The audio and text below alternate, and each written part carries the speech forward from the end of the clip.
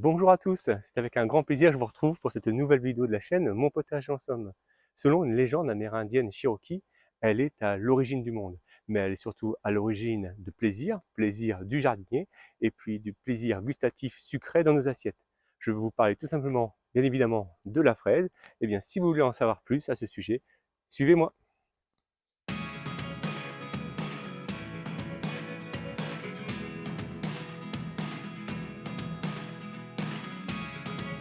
Pour la fraise, tout commence par une affaire d'espionnage, espionnage de la France sur l'Espagne en Amérique.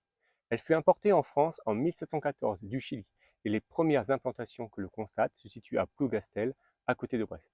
Les agronomes ensuite ont procédé à des multiples croisements avec des souches de fraises européennes, type fraise des bois. Et ces croisements sont donc à l'origine des variétés que l'on peut connaître actuellement et que l'on implante tout simplement dans nos potagers.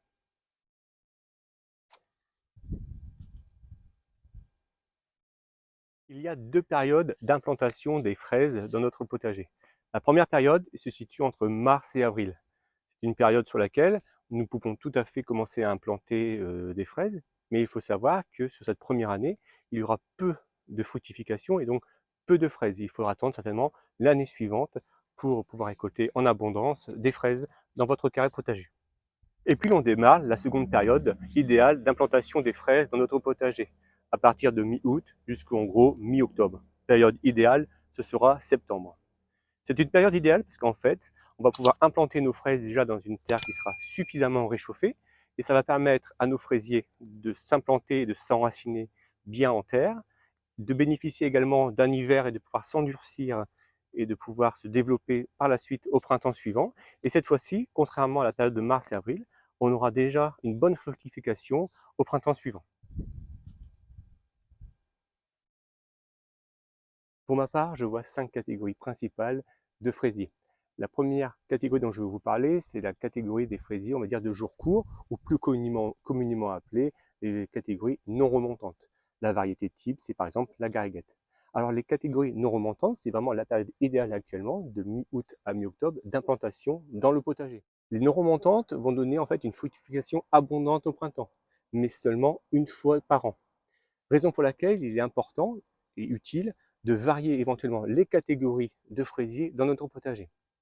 La deuxième catégorie est celle cette fois-ci des jours longs, ou tout simplement communément appelée, pareil, les variétés, les catégories remontantes. Exemple, tout simplement, la variété Charlotte. Alors les catégories remontantes, la période idéale d'implantation dans le potager, c'est plutôt, on va dire, fin d'hiver et au printemps. Ces catégories remontantes, contrairement aux non remontantes, vont donner une fructification plusieurs fois dans l'année, et ce jusqu'au gelé. Il est donc intéressant de pouvoir varier éventuellement ces deux catégories, remontantes et non remontantes, pour multiplier la périodicité de fructification et de pouvoir se régaler au mieux de nos fraises. Mais je vois encore trois autres catégories de fraisiers. La troisième catégorie est la catégorie des semi-remontantes. Exemple, la Manon des fraises. Elle est semi-remontante parce qu'en fait, la deuxième fructification sera totalement aléatoire, et ce, en fonction des conditions climatiques.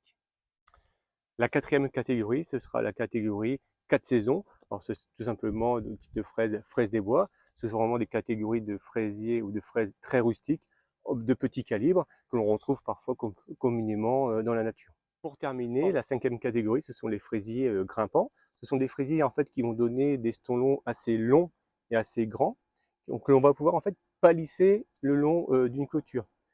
Variété de type, c'est la Mount Everest. Donc vous voyez différentes catégories assez larges de fraisiers. Pour ma part, j'en ai implanté pour l'instant que deux types de variétés, des non remontantes et puis des remontantes, qui me permettent déjà dans un premier temps d'étaler.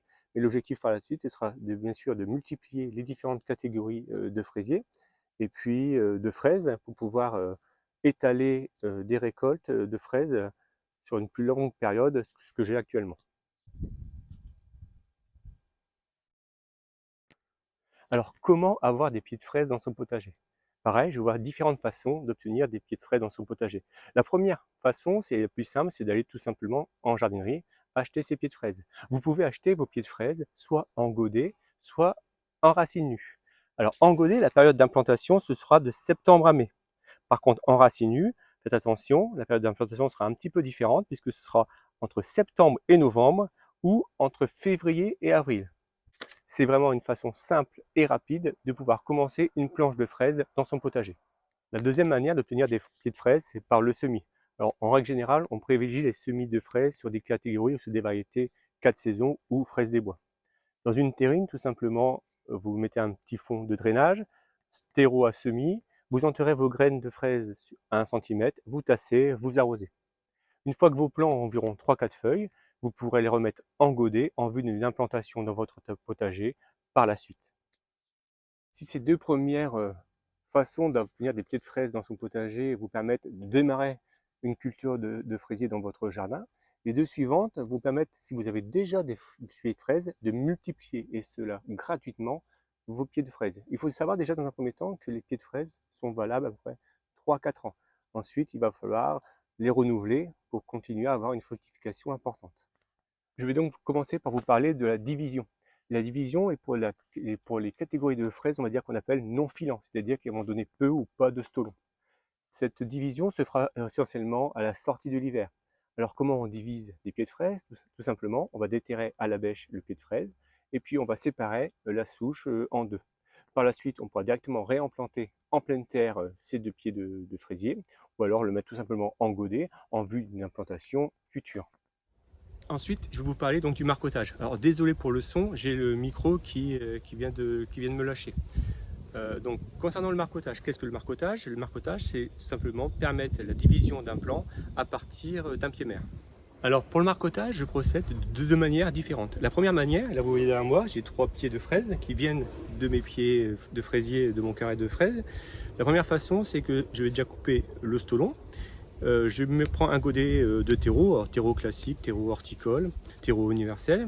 Je commence à le mouiller et puis donc je vais mettre mon pied de fraise dans le godet et je vais donc par la suite arroser de nouveau en vue d'un bon enracinement. Par la suite, alors vous inquiétez pas si vous voyez un petit peu le jour qui suit un peu le pied de fraise qui s'affaisse, c'est juste le temps que le pied commence à bien s'enraciner dans le godet. La deuxième manière de marcoter, c'est cette fois-ci de ne pas couper, on va dire, le stolon et garder toujours ce lien qu'il y a entre le pied mère et puis le pied secondaire. L'objectif, c'est de faciliter éventuellement un enracinement du pied secondaire dans le godet. En effet, celui-ci va toujours bénéficier de la croissance du pied mère vers le pied secondaire et donc ça va faciliter, on va dire, une implantation. Au bout de 15 jours à peu près, on va pouvoir couper cette fois-ci le stolon, conserver donc ce godet avec ce pied secondaire et puis l'implanter tout simplement dans son jardin.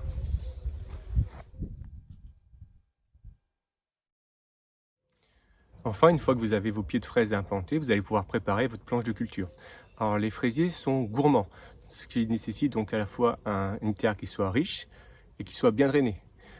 N'hésitez pas à mettre du compost dans votre terre et puis moi ce que je fais c'est en général je les mets légèrement les pieds sur des buttes puisqu'en fait les pieds de fraises apprécient éventuellement le froid, ne craignent pas le gel, c'est des plants qui sont rustiques, par contre ne vont pas trop apprécier les excès d'humidité.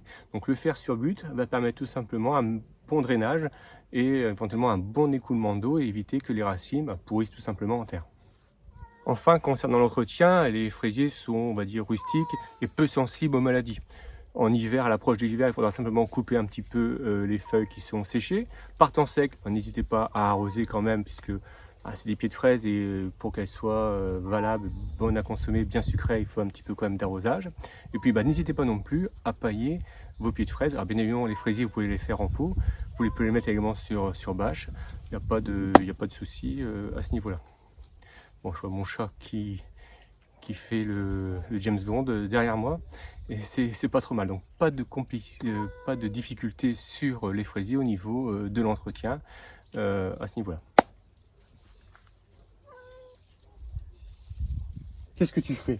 Et bien voilà, ce sera tout pour cette vidéo, j'espère qu'elle vous aura plu. N'hésitez pas à la liker, à me faire part de vos commentaires, je prends toujours plaisir à les lire et à répondre. Et puis abonnez-vous à ma chaîne Mon Potager en Somme, c'est pour moi toujours une source de plaisir et puis de motivation. Et puis moi je vous dis à plus dans de prochaines vidéos. Allez Simba, viens on rentre.